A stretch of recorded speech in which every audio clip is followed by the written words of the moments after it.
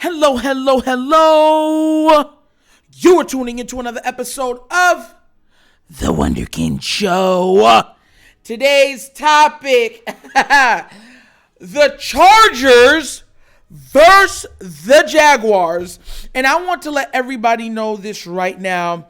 We're going to get down to the nitty gritty because America's favorite or other favorite QB, Mr. Justin Herbert, did not have the game that they were hoping he would have against Sunshine, from Remember the Titans. So let's get into it and let's get to the breaking news today.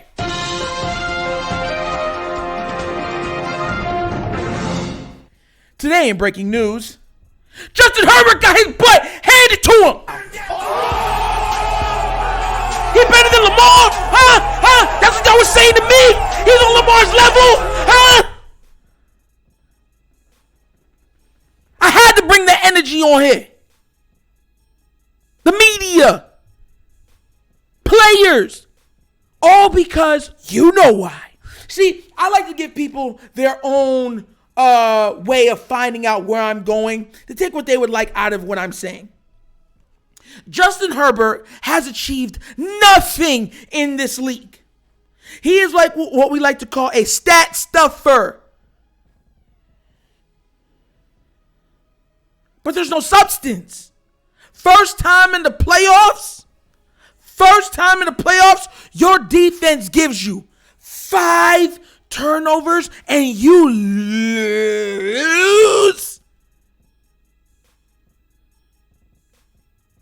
You lose. Shout out to all the Jaguar fans out there. Because let me tell you something right now. At halftime, they were getting, absolutely destroyed on social media. Talking about another glow up. Because you know what happened? They said that a football game is not one half. It's 4 quarters. 2 halves. And they said, no problem, you got us in the first half. We see what happened. We will come back out thumping in the second. And they made adjustments. Operative word, adjustments. I was reading on Twitter, I heard that the Staley's going to meet, the Arizona coach out there in Thailand. But for everybody, I was even looking at some Raven fans that you dare compare Lamar Jackson to these guys? Oh. Shut up. With this team devoid of offensive talent? Oh. Shut up. This guy's been given defense, weapons, everything.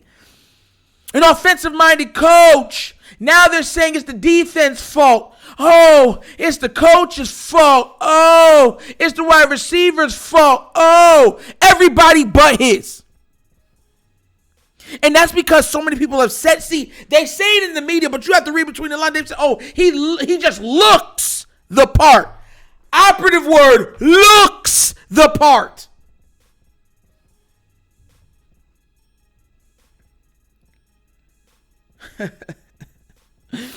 It's so funny, how this ends up.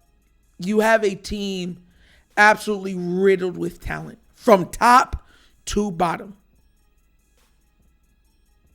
Your defense spotted you. And listen, I know people are going to bring up the Deshaun Watson, the Texans, what happened versus the Chiefs.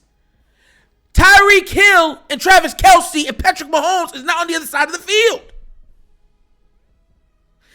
Listen, I always tell people this. When you're looking at the Chiefs in their prime, in their best days, you had the best deep threat since Randy Moss on that team.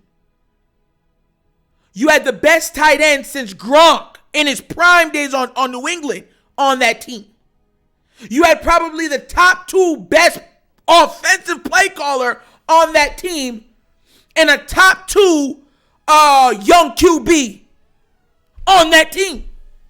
So they can just put up points that quick. They almost scored in 13 seconds. But you weren't going against them, were you? No. This is one of the biggest choke jobs I have ever witnessed with my two God-given eyes. And you know what the crazy thing is? I heard like media analysts making excuses for Herbert. Listen, I'm gonna be real with you. This is them when they were talking about Herbert. Oh, wipe the sweat out your eyes, young man. You'll be back here one day. Look up to the sky and pray, because one day will be your day. That's what they were acting like when he lost this game. When Lamar lost his first playoff game, they said, yeah, he can't play in this league. They found him out. He goes on then to win the MVP. They lose to the Titans, not in the what's it called? Not the division. I believe the divisional rounds, and they blasted this man. But they didn't point out that he was pressured more than Patrick Mahomes in the Super Bowl. They didn't put in there. There was over 4 drop touchdowns in that game. Running game non-existent. Defense giving up 20, 30-yard runs. But it's all on his shoulders. See, this is what I keep trying to tell people about media narratives. When they have already picked who the good guy and the bad guy will be, they stick to the script. And Lamar Demetrius Jackson action is the unmitigated villain in the stories of NFL media. You can argue it all you want. You can look at it for yourself. He's been lambasted from before he even threw an NFL pass. We know why though, right? We know why. My thing is, fine. I have no problem with you being hard on Lamar. Lamar is a tough cookie. He could take the criticism and stuff like that, even the unwarranted ones. My problem is that you'll be hard on him and make every excuse on how to lambast him and punch him down, keep him down, kick him while he's down, but you'll make every single excuse for every other QB not named him. Oh, the coach. We've been dealing with Greg P. Roman.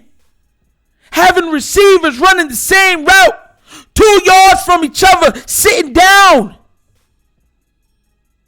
Having a fullback be the star offensive weapon on your team.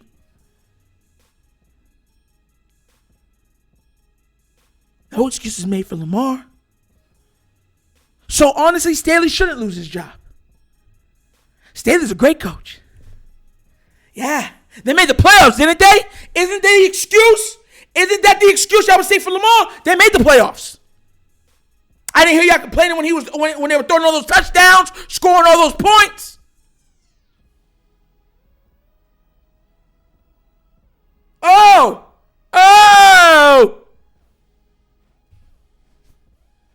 You see, there's one word that media doesn't like. It's a simple word, but it's a word I'm going to say nonetheless. And it's called transparency. See, if you hold everybody to the same standard, that's what you call proper media coverage. Hey, look, they didn't do well in the first. He has to do better. But you make excuses. You make excuses for every QB. You made excuses when my QB won an MVP. You make excuses when he led the league in passing touchdowns. Y'all also made excuses for all these other QBs when they lose. When Patrick Mahomes lost in the Super Bowl, what did you expect him to do? His offensive line, man. But then you say, but Lamar was actually pressured more in the Titans game. So what? He can run. He can move. So the standard in which you're holding him to is perfection. No other QB gets held to that standard. Not even Tom Brady himself. But because you hate Lamar, you hate what he represents. And you're also wrong about the outcome of so far his career. You take shots. And we know some of it. Listen, we know there's some people out there that don't like him because of, reasons. We know. They've let it be known. But to watch this other QB, Herbert, who I'm going to watch what his team thinks of him. I'm going to be real. If Herbert gets promised $200 million guaranteed, I'm going to look at the Ravens sideways all off season, because you know who's going to get paid? Herbert. Burrow. Can you imagine if Burrow loses against the Ravens today? Today? Huh? They would still be like, we're giving you everything, because the team believes in them. The team absolutely believes in them. I laughed at this because Trevor Lawrence put on a show. He had a crash course on NFL playoff football. His team never wavered. The team around him didn't waver, right? They made the catches. They weren't dropping passes. They made the plays where the plays were being able to be made to be made. They didn't leave him out there to dry. His coach said, all right, guys, we got to do this. We got to do that. All right, we're going to change these two things up. Okay, come on, guys, come on. Rallying. They didn't say, well, Trevor, if you don't save us, we're done.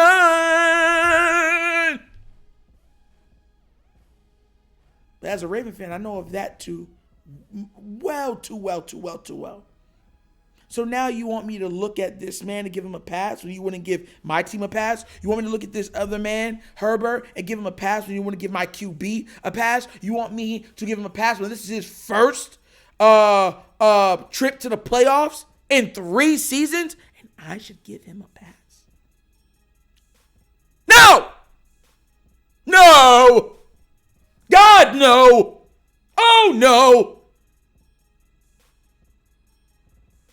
So, today is a crazy day because later on we get to watch the Ravens versus the Bengals. And as much as I love Lamar, and I know Lamar would say the same thing, I want our guys to win. I want them to win. They're like, you know what I'm saying? I wish them the best. I'm still a Ravens fan. I want them to win, but watching the media darling named Herbert lose this way after his defense gave him so much opportunity. There was actually a Ravens fan, do you know, that said, oh my God, a supposed Raven fan that said, oh, Justin Herbert's pulling a Lamar Jackson and choking. I know how it feels, Charger fans. How dare you, bro?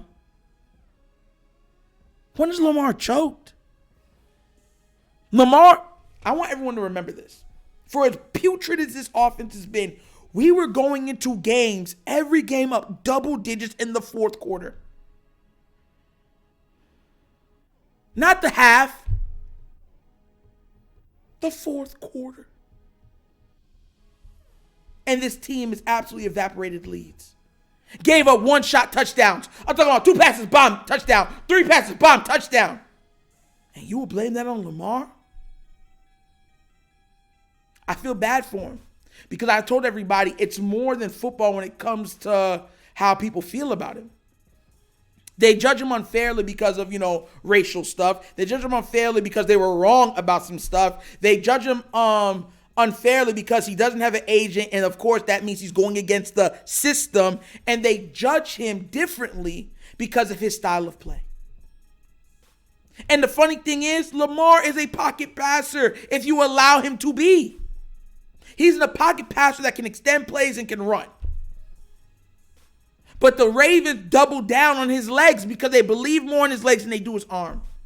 And it's only not fair, it's an injustice that has to be rectified.